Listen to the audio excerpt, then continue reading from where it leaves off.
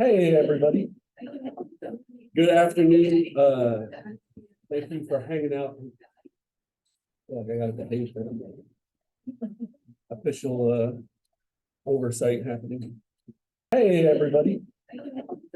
Good afternoon. Thank you for hanging out.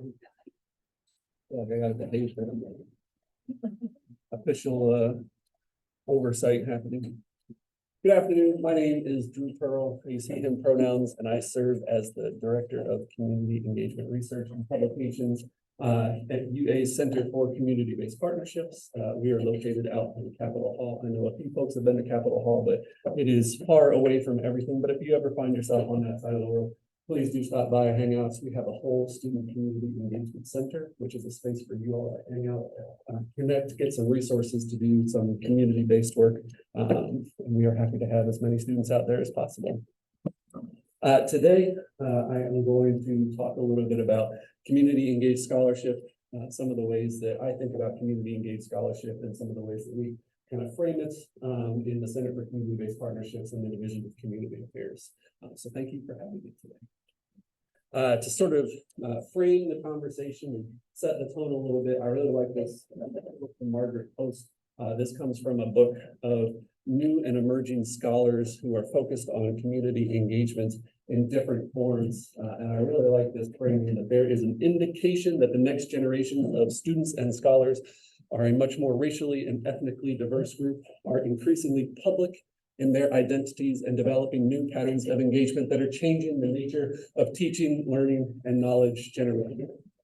I think this is a really useful framing for us to think about what the future of higher education can look like. I know some folks may be thinking about careers in the academy, some folks may be thinking about careers outside of the academy, but in order for higher education, colleges and universities to remain real and relevant to the larger society and not just these insular places, we need to really think about and be responsive to what folks that are doing this amazing knowledge creation, knowledge production, what are the things that they're looking for, and how can we as colleges and universities create space for folks that are motivated by these public facing things, have these public identities. How do we make space and let them know that higher education is an option for them if that's what they want to pursue in their careers? So in order to get us thinking about that, you may have noticed there's a little bit of Play-Doh. We may need to share a little bit, so hopefully we're all grown-ups and we can share. We learned our third grade lessons, but as I'm sort of going on a little spiel, I invite you to come up and grab some Play-Doh and use Play-Doh to tell us a little bit about what role does the public play in your scholarly identity. It's a very vague sort of prompt, I know, but it's that way on purpose. So come on up, grab some Play-Doh.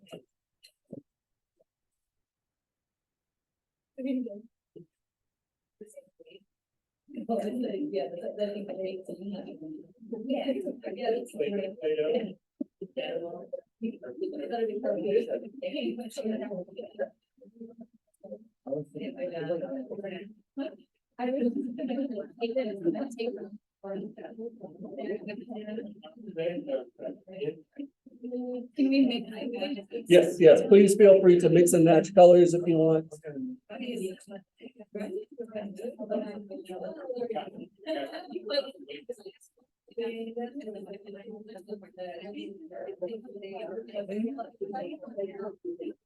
just took out my jacket.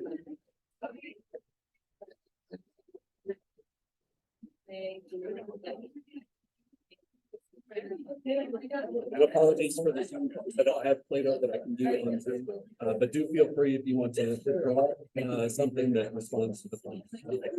Feel free to give us a shout if you want to participate.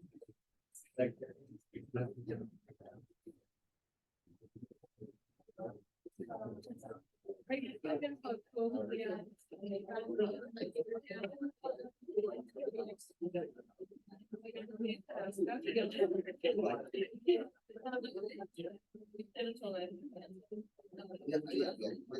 I have an idea.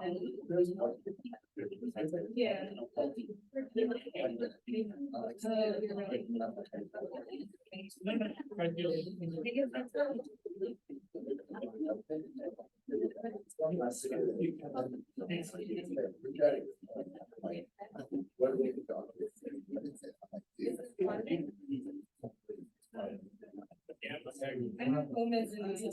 Yeah. So as you all are playing with your Play-Doh, please feel free to continue. We'll give a chance to folks to kind of share out as we're going. But I wanted to frame a little bit about what we mean by community engagement and present a bit of a theoretical conceptual framework for how we approach community engagements here at UA. So this definition is your standard definition for community engagement presented to us by the Carnegie Foundation. This organization presents the elective classification for community engagement. Y'all may have heard of the Carnegie Foundation. That's the organization that tells us we're an R1 institution, and other institutions that they're master's serving or community colleges or any number of things. This elective classification is just another way for colleges and universities to talk about the things that are important to them as institutions. So this definition tells us that community engagement is this collaboration between institutions of higher education and their larger communities, broadly defined, for the mutually beneficial exchange of knowledge and resources in a context of partnership and reciprocity. Now, the reason why we do this, the purpose of community engagements, is a partnership between these college and university knowledge and resources with those of the public and private sectors to enrich scholarship, research, and creative activity, enhance curriculum, teaching, and learning, prepare educated, engaged citizens, strengthen democratic values and civic responsibility, and address critical societal issues and contribute to the public good. All this sounds very nice, right?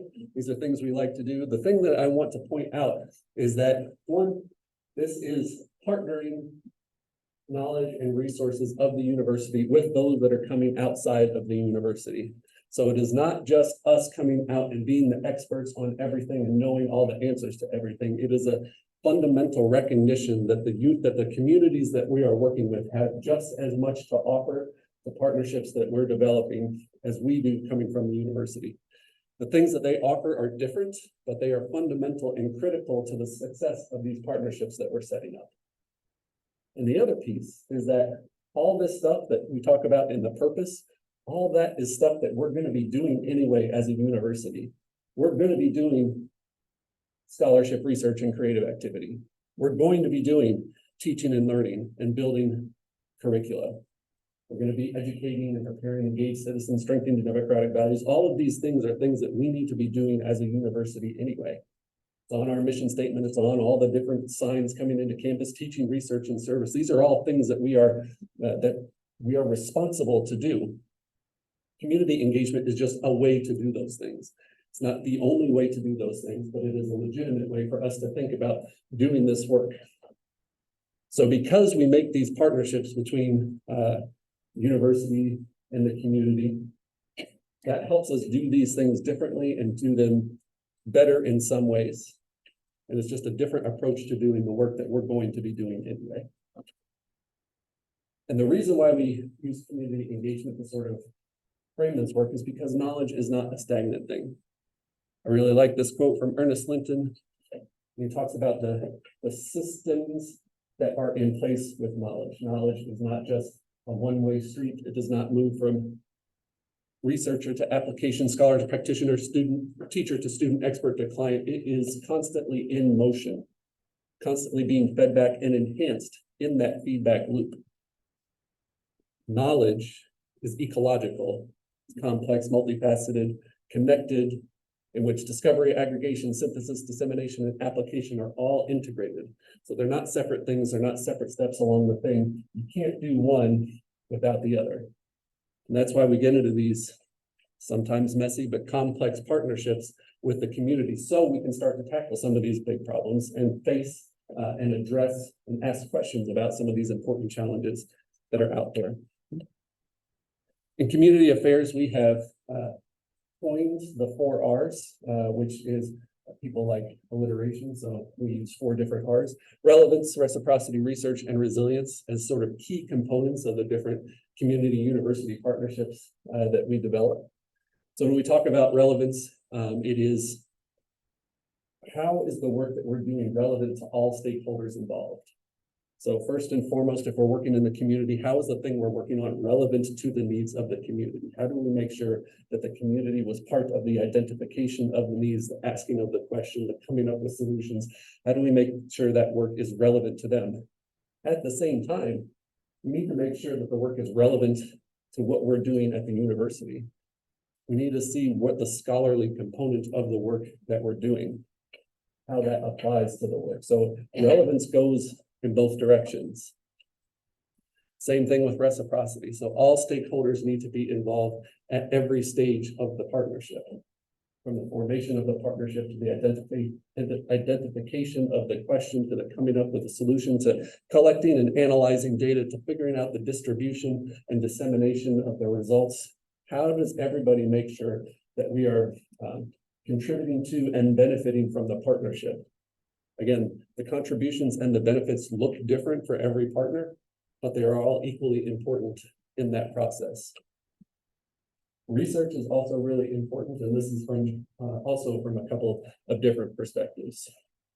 The work that we're doing is scholarly, it is research, so we are learning from people who have done similar work before us, and then we are taking the things that we're learning and contributing that to the larger literature. But it also means that we are being intentional about assessing and evaluating and researching the work that we're doing, so we know what success looks like. And while we're doing that, we're making sure that, going back to relevance and reciprocity, that every partner involved is a part of the defining of success. It's not just success if we say, well, I got a p-value of less than 0.05, so success, right? That means success from one person's perspective, but that doesn't necessarily mean it is successful from the perspective of our community partner. So needing to make sure that we think about what assessment and evaluation, how do we democratically assess and evaluate the work that we're doing. And finally, resilience is where we think about sort of the long-term success of partnerships, thinking about sustainability. How do we make sure that it's not just sort of a one-shot deal, that we think about empowering the communities that we're working with to continue to make progress, even when the semester ends and the class is over and all the students go on to their next set of classes. How do we not just leave the people that we're working with sort of holding the bag? At the same time, how do we make sure that this work is resilient in our disciplines? How do we advocate for our colleagues that are doing this sort of work? How do we make sure that the departments that we're in, that the universities that we're at, how do we make sure that those places are friendly towards folks that are taking a community engaged approach to the work that they're doing? So those are the 4 R's. And now it is time to turn back to y'all and do a gallery walk to see if anyone is particularly interested in sharing their Play-Doh creation. Yes, lovely creation back here. All right, yeah, we may not have time to get to everybody, but let's see tell us what you got. Excellent, excellent. Excellent. How is that evocative of the publicness of your scholarly identity? Well, I just feel like the fact that there's not enough of it. Like there's just not enough engagement with the public as I do, and when I do engage with the public, I always feel like I'm the second best. But Second guess from which perspective? From the community's perspective, or from colleagues, or from all the above? Yeah, interesting. Thank you. Others who want to share? One brave. It's a picture of. It's 2 people wearing a hat, but it's the same hat. It's like that meme where people point at each other and go, "Oh, I have the same hat." So it's that like for camaraderie. Oh, same hat. I like that. I like that. Excellent. So I mean, it doesn't look like anything, but there's a type of glass bead called Jeffrey's beads, and in the bead community, right, it's all collectors, more than scholars probably. And there's a Facebook page where they talked about, and somebody posted a picture and said, "What are these beads? I think they're from Germany." Jeffrey's beads, and they're from Venice, and somebody contradicted me, said, "Oh no, they're from Germany." So I took a picture of the book that says they're, well, Peter Francis says they're from Venice, and somebody else posted a link to a discussion where somebody else said, another expert said, oh no, they're from this. So I think it's important to learn from everybody, because then I said, okay, what other references? I want to see the references because it helps me, categorize it, even though I'm not doing anything in my work with these particular kinds of people. I like to have a catalog of that. Excellent. Thank you. Anyone else? Yeah. I do this like, I don't think I can get this, inside the community. The idea here, it's like same color and lawn. The whole idea is that we're all in this together. We're all stuck together like the best way possible. Same mindset. It's all like collaboration. And yeah, lots of ideas and journey together, like through the program. So Anyone else? I think this little guide with like open arms, just kind of being open to new ideas and new ways of thinking, being open-minded when it comes to research.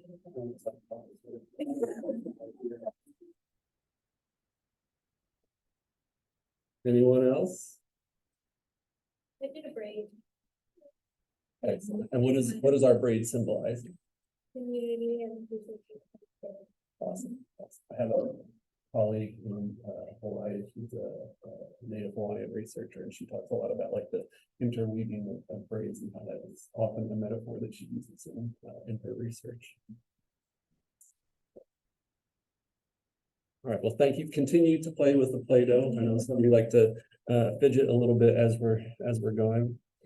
So what we're going to focus on now is like how we sort of frame and conceptualize and think about, talk about these 4 R's and how people are involved, like how we make space for that and how we sort of conceptualize that. And I really like using Ms. Kretzmann and McKnight book that's really focused on asset-based community development and the recognition that the work that we're doing is fundamentally strengths-based. We have to recognize that everyone, every person, every organization, every community that we're working with has capabilities, abilities, and gifts. And it is our responsibility working in these partnerships to make space for those gifts to be able to contribute to the overall well-being, flourishing of the communities and of the problems that we're addressing. We're going to do that through this concept of full participation. So Susan Strum is a legal scholar, and she originally came up with this idea, and together with Tim Eaton, John Saltmarsh, and Adam Bush sort of thought about what this looks like in the context of community engagements, especially from the university's perspective, as we sort of create, as they say, the architecture for doing this effectively.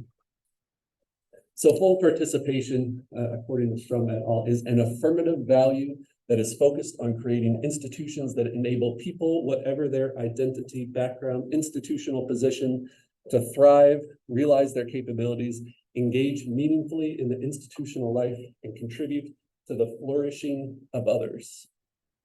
How often in your time as a student here have you felt like you are contributing to the flourishing of others? Is this a common feeling that we have in grad school? See a lot of like frowns, right? I love this idea. The work that we are doing, we are making space to contribute to the flourishing of others. The work that we're doing in our studies and the classes that we're taking and the research that we're doing, it's really important. We're doing some really insightful, innovative, creative things. But until we take that work and see how it can potentially contribute to the flourishing of others, then it's sort of sitting on a shelf, right? So research and experience suggest, again, still according to Strum et al., that public engagement encourages and enables full participation of diverse groups and communities. Full participation of diverse communities is a critical attribute of successful and legitimate public engagement, and the systems that take account of these synergies are likely to enable the successful pursuit of both public engagement and full participation and to enhance the legitimacy levels of engagement and robustness of higher education institutions. What are they saying in these three bullet points? What are you all hearing from these three bullet points, building from that definition? Thank you.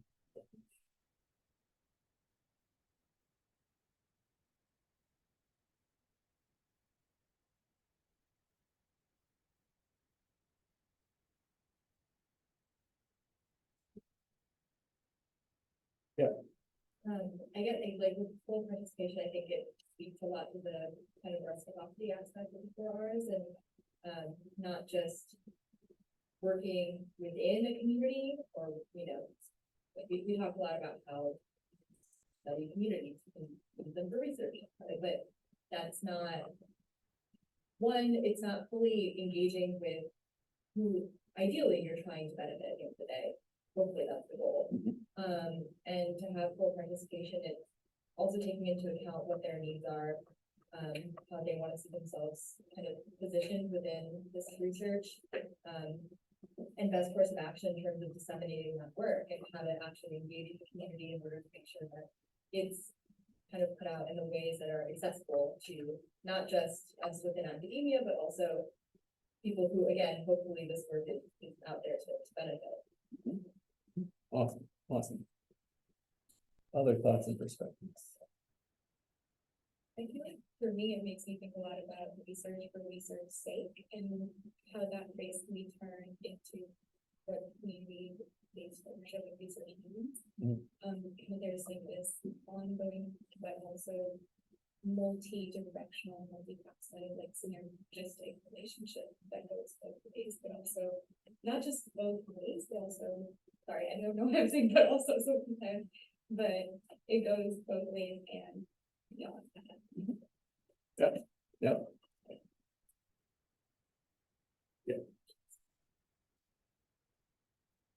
It's a Sorry. Zoom check. There are folks who can't log on, and so they texted me, and that's what I was trying to help them.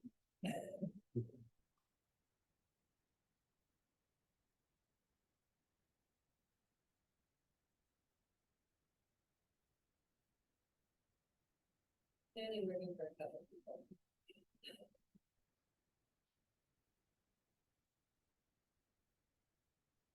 Sorry.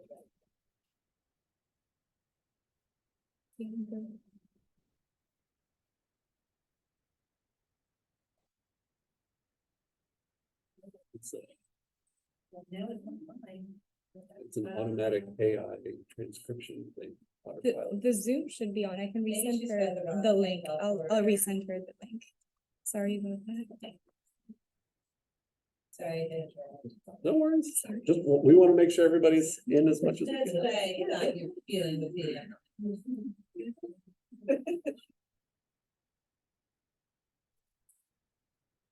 All right, so yes to everything Bambi and Ariana said. The other piece of the intertwine, so community engaged scholarship by its nature is participatory. Participation is the epistemic perspective that we take to community engagement, meaning that the way we know things is by having people participate in the knowing of things. So by its nature, community engagement is participatory.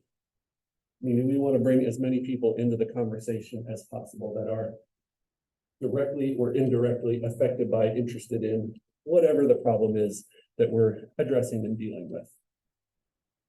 But in order for us to sort of meet that bar, to reach that level of participation, we need to think of being fully participatory. So it's not just these people get to participate because I think they're going to think similar to me and it'll be easier for us to solve the problems and think about things that way. Or, well, let me think about inviting these people because I really want to help them and I feel real bad for them. So I want to let them in the door, but that doesn't necessarily mean that they're participating in the authentically participating in the partnership. We just let them in because we feel bad for them and we want to put our arms around them and make them feel a little bit better. Participation means active participation to the degree that people want to be invited and engaged in the process. Full participation means that everybody regardless of who they are, their identity, background, institutional position, they are invited to fully engage in the partnership and in the process. Diversity, equity, and inclusion and community engagement are inextricably intertwined. You can't have one without the other if you want to do them authentically and fully. So that's what the crux of this entire paper, they call it a catalyst paper.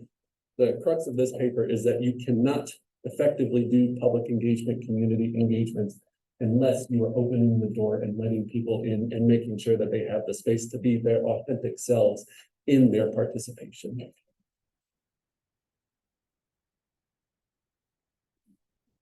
And some of the questions that they encourage us to ask to take a mindful approach to full participation. Who, what, where, when, and how. So the who questions: who are the catalysts and drivers of change? How can their institution facilitate their connection to each other and provide support for their work to advance full participation? Think about the research that you're doing, things that you may be doing in your coursework. Who are some of the catalysts and drivers of change that need to be involved, that you need to take the time to facilitate their involvement, to facilitate those connections, to making them part of the process? Does anyone have any examples of some of the who questions around full participation that maybe aren't fully apparent at the beginning? Who are some of those catalysts and drivers of change? I like that phrase. Yes, sorry, didn't see your hand. Sorry, the basic have like the law or like legislators. Very good. Yeah. Yeah. What sort of project or research are you working on? Healthcare in Alabama, Mhm. and that is very heavily under fire in legislation, so. Yeah, absolutely, absolutely. A very important catalyst and driver of change. There's kind of along those lines too, but also, one that I'm noticing is also existing groups that may already be doing work along the lines, like make sure you're also not stepping on other research toes and making sure that there's possibly room for collaboration, but seeing if there's other groups that already exist that are already doing work along the same lines that you could maybe get some support from and vice versa. Awesome, awesome. Other who questions? Pop to mind with that.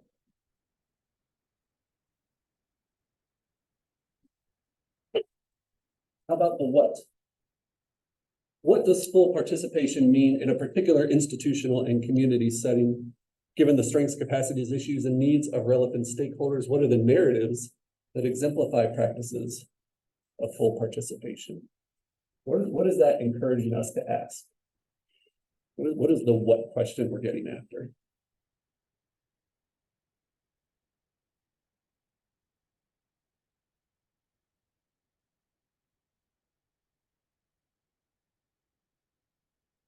I'm thinking about like social governance and the structures that facilitate conversations.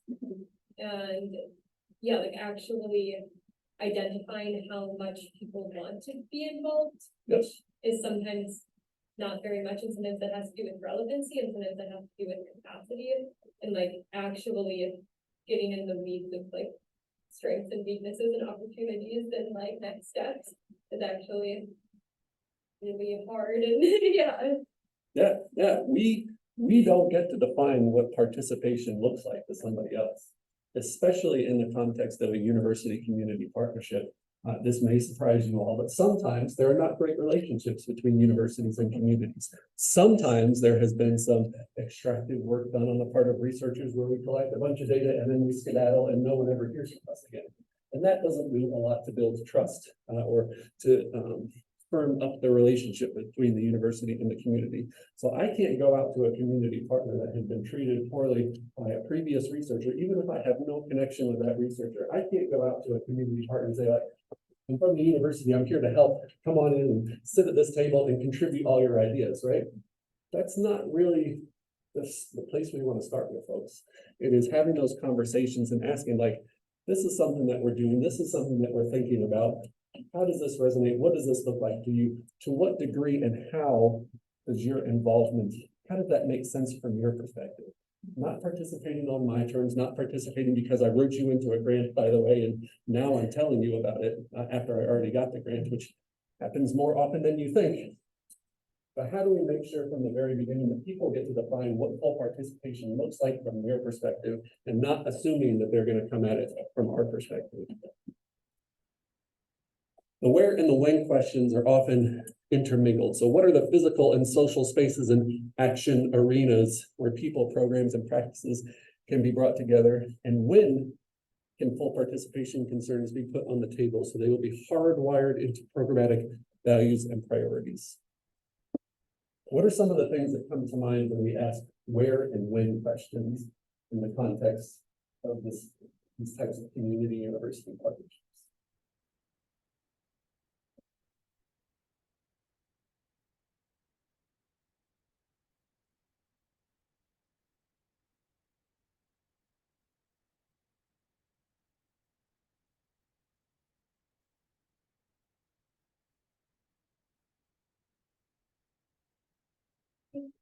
Like one example from something that I'm involved with recently is, there's a researcher who's doing their dissertation and wants to, translate some of it into a more accessible way. And reached out to a network, kind of what Ariana was talking about, like finding the people who already have the connections. And we like threw together a super simple call to action, like, hey, are you an artist and want to help collaborate? And within 24 hours, with like 40 people that were interested. So if you have done good work as a researcher and know key informants and like who's moving in what places, a lot of times there's already networks that you don't have to recreate and you can just use theirs. Yeah, absolutely. It's plugging in a lot of times at the university, faculty members, other years. A lot of times we tend to think that we know a lot and we are the first ones to think of a thing, right? We've been doing research for a long time, like, I have come up with idea. Idea is the first time anybody has ideas like this, right? That's not the case. So a lot of times, plugging into these things that are already happening, these people that have been working sometimes for generations on some important issues, getting plugged into and connected to those networks helps make our life easier because we're not reinventing the wheel, and it helps make sure that we are not working counter to something that people have that embedded knowledge in themselves, in their cultures, and in their communities. Also, if we're working in different community university partnerships and we ask some where questions, do we always want to bring our community partners onto campus? If I'm working, if I'm doing research, I'm sorry, what was your name? Jean? If I'm Jean and I'm working with trans rights activists and trans healthcare, and I am inviting some of the community members that I'm working with onto campus, that may work in some context, but that may not also be a safe place for the communities that I'm working with. So being very thoughtful and intentional, depending on the communities that I'm working with, and making sure that it's a place where they feel safe, it's where they feel supported. Oftentimes that means me going out to a community, but it's not me inviting myself, like, hey, can I come to your board meeting because I just want to come hang out? That could be, you could get invited to that board meeting, but it's not you inviting yourself. It's asking and making sure you understand what makes sense in that partnership. And the only way you get to the answers to those questions is to ask the questions themselves and not just assuming things. It may be that the communities that you're working with are really excited to come to campus. Then they discover parking is its own nightmare and mess. But it could be really meaningful to them.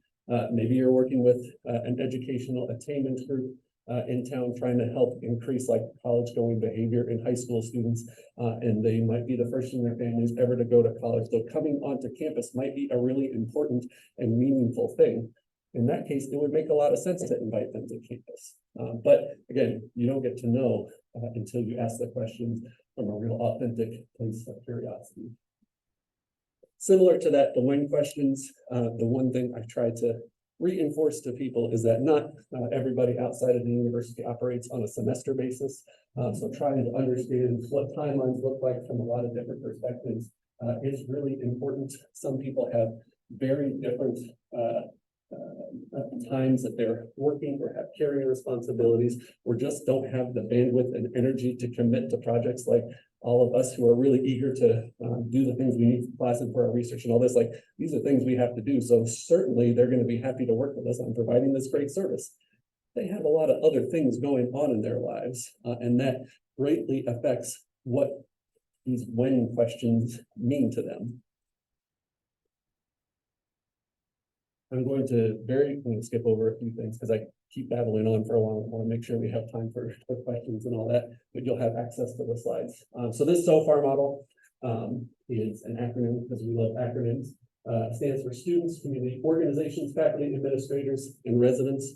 So I've been using the phrase community university partnerships a lot. This is just a way for us to start exploring the fact that they are more complicated and nuanced than just community partner, university partner.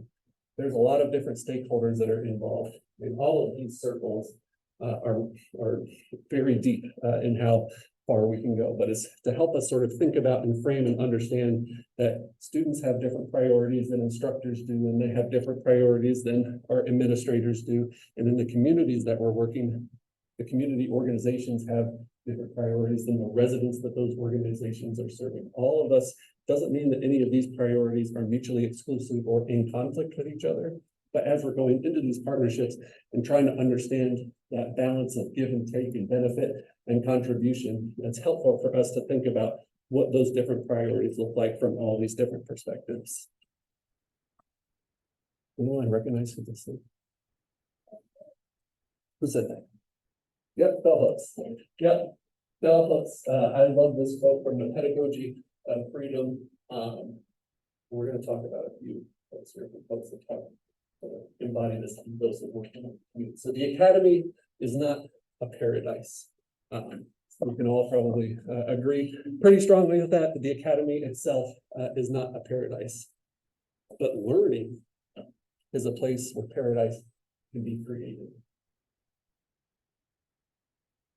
What is bell hooks saying with this phrase, for these two sentences, really?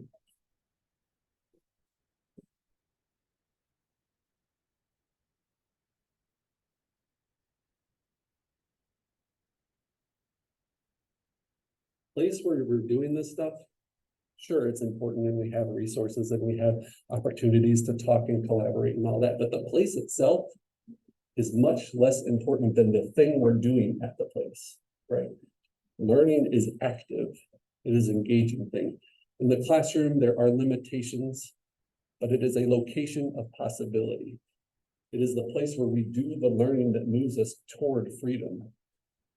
As we collectively imagine ways to move beyond boundaries, defining and then moving past those boundaries to transgress, as she said. This is education as the practice of freedom. And I think that is what community engagement is all about. And this connects really well with, anyone recognize this color? Paulo Freire, is that Patricia? Paulo Freire, who was a Brazilian educational philosopher. And I really like the connection that bell hooks has to especially this first quote, that no pedagogy can be truly no pedagogy which is truly liberating can remain distant from the oppressed by treating them as unfortunate and by presenting for their emulation models from among the oppressors. In order for us to work toward that freedom pedagogy, to use education as a pathway toward freedom, to work toward the liberatory power of education, we need to make sure that we are taking that work to the communities and making sure that the people we're working with, we're not imposing our values, our systems, our ways of thinking on the people that we're working with. We're making sure that we are learning from the things that they are bringing to the table, making sure that those contributions are equally important as the things we're bringing with us. I'm going to skip these things. You'll have access to this. We're running out. This, anybody recognize this?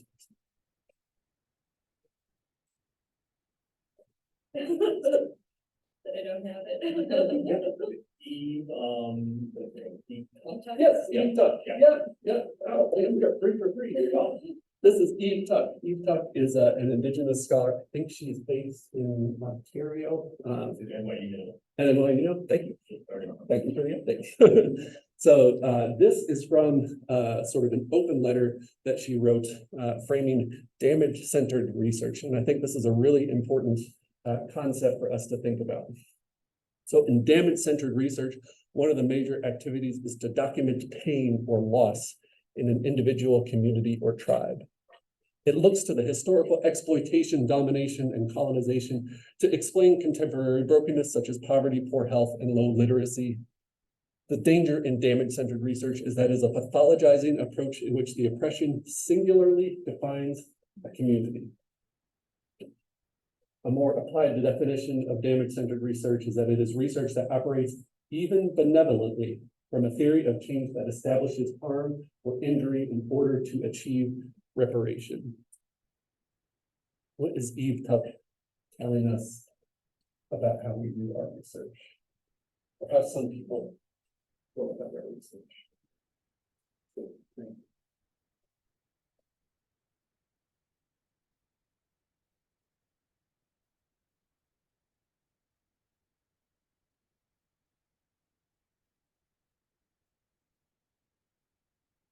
You know, is that like, even when we're studying things that look at like our bad. In an effort to study that report for damage. Absolutely. If we are going to communities and we are focusing only on the problems, only on poverty, poor health, low literacy, that becomes the way that the community is defined. But if we take a step back and go back to that asset-based community development perspective, and yes, these are important things: poverty, poor health, low literacy, poor education, all these are important things, but that can't be the way we singularly define a community. That's a piece of the puzzle, but we also have to recognize and celebrate and lift up the assets that the communities are bringing. Because if you are a community partner organization, individual community or tribe that is continually working with university researchers and they're saying, oh, there's some poverty here, oh, there's education attainment is really bad here, oh, outcomes are terrible, that messaging is going to wear on people. From our perspective, like, we ask questions because we want to come up with solutions to problems. That's kind of why we do the whole research thing, right? But if you're a community and you are constantly hearing only the things that are wrong with you and not being asked to contribute the strengths, the values, the things that you have that make you uniquely who you are, that is when it shifts into this damage-centered research. So it's about us sort of lifting up and celebrating, not forgetting the issues, the really important things that we need to address, but not letting that be the thing that singularly defines a community. Dr. Lynn. About that, yeah.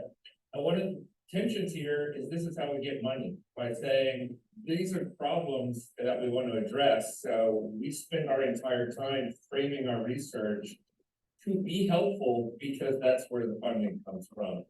Is there, do you have any suggestions on how to straddle that? Yeah, it is. From my perspective, it's like a yes and approach. Like, yes, that's how we get funding. That's how things need to be phrased and framed to the funders. It is also explaining that to our community partners and saying, listen, we need to get some funding to address this problem. We have these great ideas. You've told us what the real heart of the issue is here. That's why we're addressing it. This is how we need to phrase it to the funder, but we also need to help educate the funder in helping them to see it's not just the university that's bringing the money. Here are our sub-awarding, however it's phrased in the particular grant. Here are the folks that are also contributing to the solving of the problem, because guess what? They have a ton to contribute. And the mileage is going to vary by whatever the grant program is. If it's something where you need to write it from this sort of damage-centered perspective because you know the funder and you know that's how they operate, that's one thing. But making sure that the community partner understands why you're writing it that way, and explaining to them, like, this is what we need to do to get the money, but I see you, I recognize you. I value the contribution that you're making to this partnership. And the last thing I will touch on is let's see if we can go for this, really recognize this person. There's, I guess, technically two right answers for this.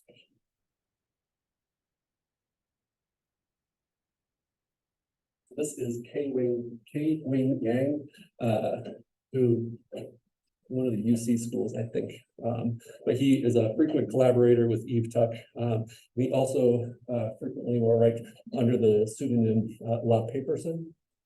And this comes from his book, A Third University is Possible, which I have attempted to read like 4 times in about 10 pages in. My brain sort of melts a little bit. But the whole thrust behind this book, A Third University is Possible, it is the recognition that we are operating as we are now in a university context and construct. And as much as we want to push towards these goals of liberation and freedom and moving away from damage-centered research, we are at institutions that don't always support that work or make that easy for us to do. We may have thoughts about making important progress on really important social issues. The inertia of the university can make that difficult to do. So in this, La Paperson, in this context, talks about within the colonizing university also exists a decolonizing education.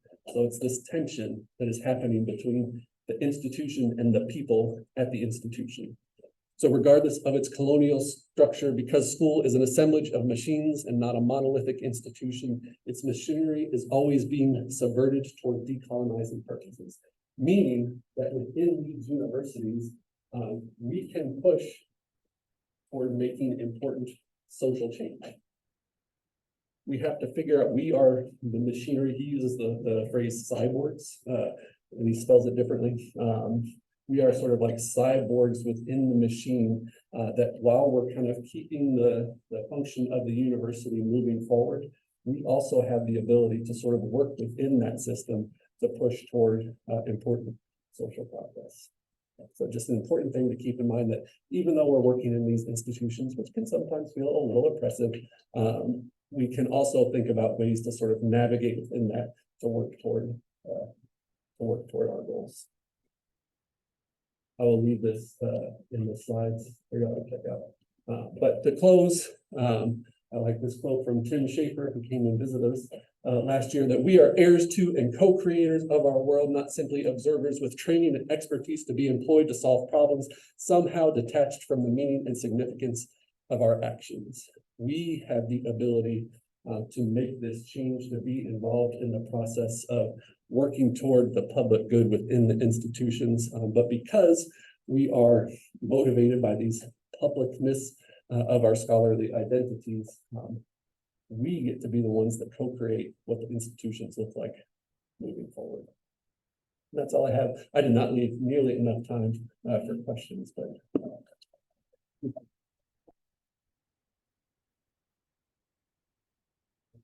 please feel free to reach out, and Zombie has the slides, but I think we have time for questions, and I'm happy to hang out. Oh.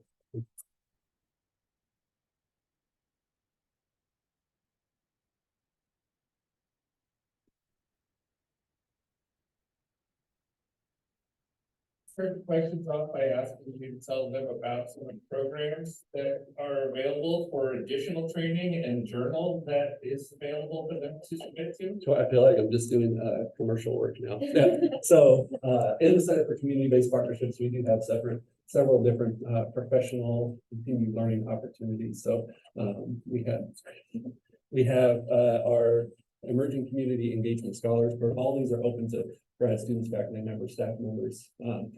Emerging Community Engagement Scholars Program, which is sort of a deep dive project or program focused community engagement, especially community-based research.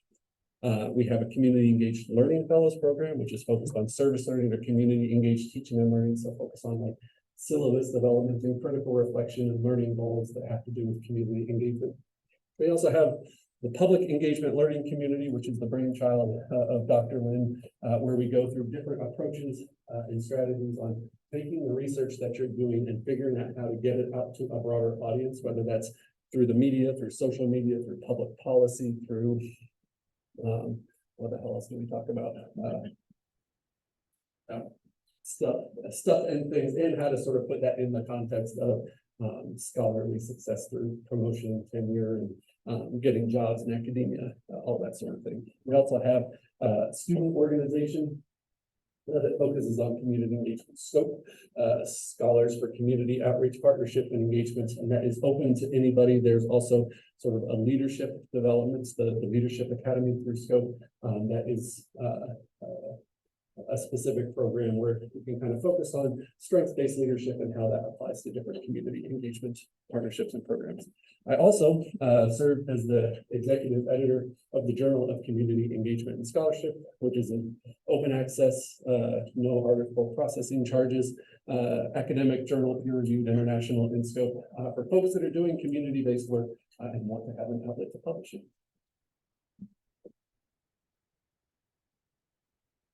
Commercial.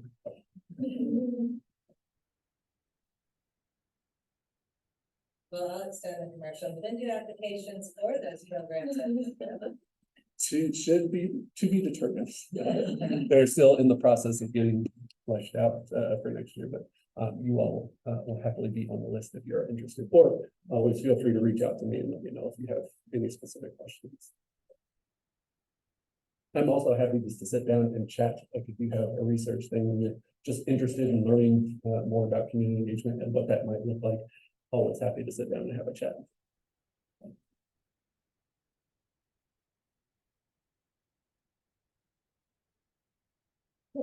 So hopefully the community I'll be working with is not in the United States. So I'm just like thinking and would love to hear your thoughts on like how to create that community engagement when they're not going to probably be ever interacting with the university or in this space. Yeah, no, it's it's really valuable to think about that perspective. So generally speaking, a lot of the principles are similar, like approaching with genuine humility and curiosity, wanting to make sure that you're understanding the perspectives. I think, especially in a global context, depending on where that community is, like a lot of the cultural norms are going to be much more difference between what we're doing here and what they're doing there, as opposed to like someone down the street where there may be more similarities than differences. So I think can be a slower process and just learning and understanding and talking about and making sure that as you're building those partnerships, you are clearly communicating, one, that you are interested and genuinely want to hear their perspectives, but also like being clear about what your needs from the partnership are. So it's not just I'm coming in to help and that's it. Like you are doing research or you're doing whatever it is that you're doing. Like there are things that you need to get out of the partnership as well. So being clear about what your expectations are as well is really important. So we've got a mix of PhD and master students in here, and I have been kind of telling the master students in their research design class that it's very difficult to do a community engaged project for a master's thesis, given the really constrained timelines for data collection. But that concurrent with their, assuming they want to go on and continue in this vein, or even if they're looking to join NGO, you can start laying the groundwork for your PhD project. But what sort of, so you've given some advice in terms of starting that process, but are there specific aspects that you think would be key to start with, during that master's project time, or critical pieces that are can't miss for establishing those relationships? So especially on like a relatively shorter term project, I tend to recommend like finding something that's already happening. So if you have an interest, chances are someone else has a similar interest, or at the very least, like has the community connections and partnerships that are valuable for you to get connected to. So not sort of borrow on there. Like obviously your research needs to be independent and all those things to check the boxes of the departmental expectations, right? But forming a partnership with the director of a nonprofit organization or a policy person at another organization, like making that critical connection and plugging into something that's already happening is a useful way to not have to do as much of the background work of like building relationships with an entire community or entire organization. If you can have like a key stakeholder or key informant, or however you want to phrase it, a key person that can sort of be your entree into the community. There's also ways to like frame like direct service to the community where you're like working directly hands-on with people. There's also ways to do it like indirectly or non-directly, where you may be working on like the policy side of things or analyzing data for a community organization, like data that's already collected. So there's a lot of different ways to approach the work. Again, listening to the genuine needs of the community, but there doesn't always have to be like the same hands-on work.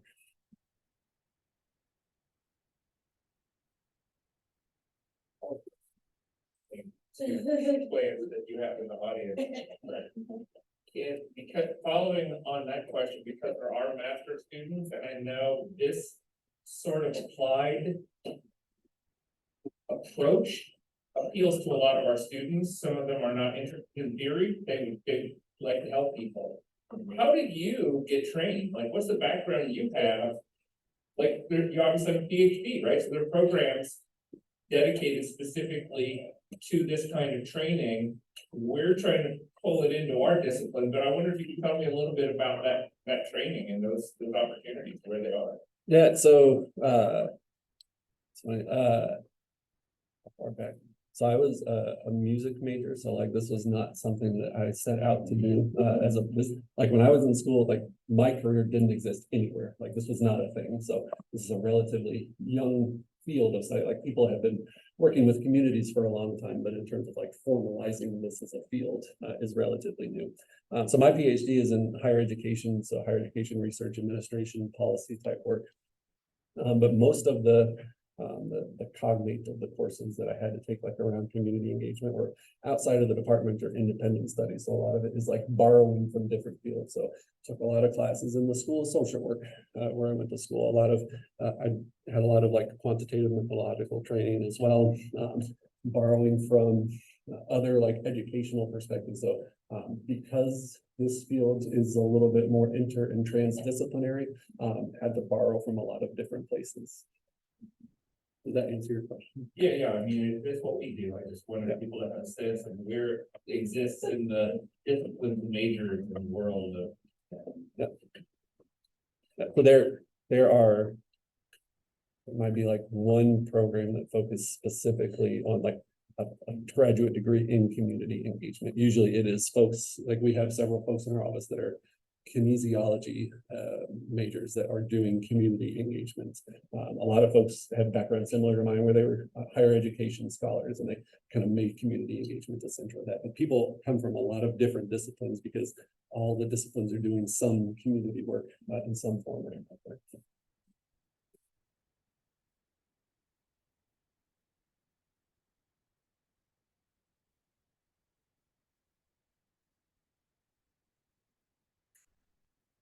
Bruce faces like it's beer o'clock.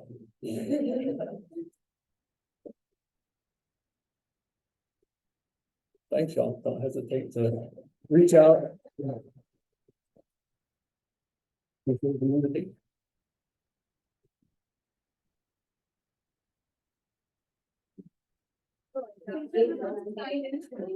I did pretty check work. You